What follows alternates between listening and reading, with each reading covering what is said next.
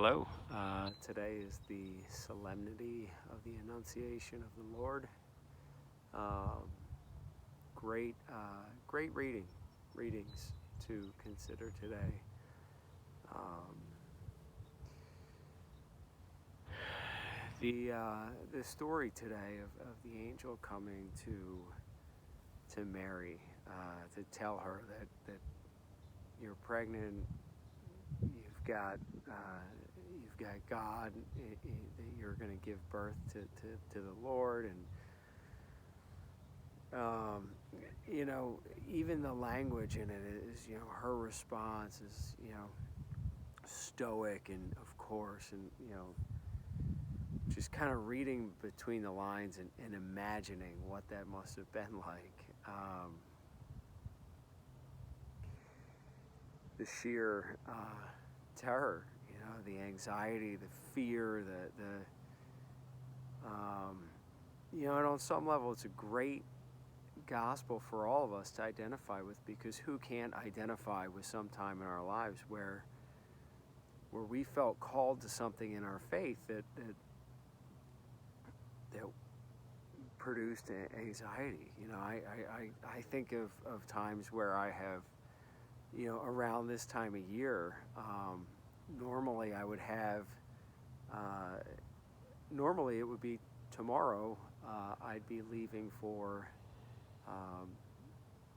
a trip to the Navajo reservation, and on Saturday afternoon, our students would be serving a meal at one of Mother Teresa's shelters in downtown Gallup, and the sisters there always ask us to lead the men there in prayer. And I try to look for someone in our group who it's already kind of in their wheelhouse, but I'll ask someone, hey, would you mind leading prayer? And it's an intimidating room. There's an upwards of maybe 60 guys, many of whom have been drinking, well behaved, or they're asked to leave. But to stand up in front is like, I can see the look in their eyes of no, I won't do that.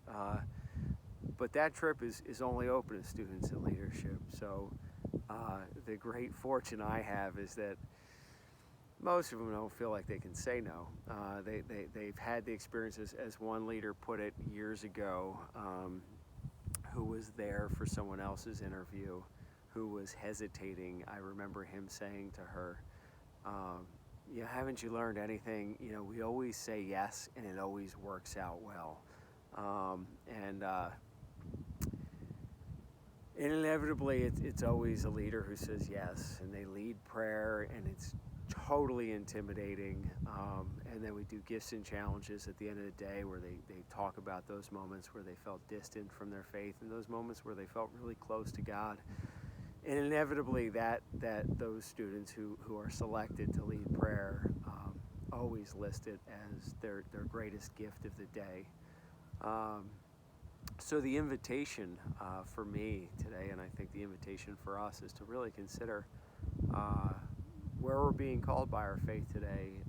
Specifically, where are the areas of our lives where we're being called, where our faith is calling us that perhaps we're likely to at least make an effort to ignore, because it's something that produces a little bit of fear. Where is our faith asking us to stretch ourselves? So with that, I hope everyone is well, healthy, and while I hope that you're enjoying these reflections each day, I also hope that as we approach Holy Week, that many of you will find will be comfortable enough to join us for whatever you can, for the Triduum here. When I first started working at the parish 18 years ago, nothing took me aback more so than the experience of the Triduum here at St. Charles. So whether you are virtual, doing what you can, or you're willing to come join us,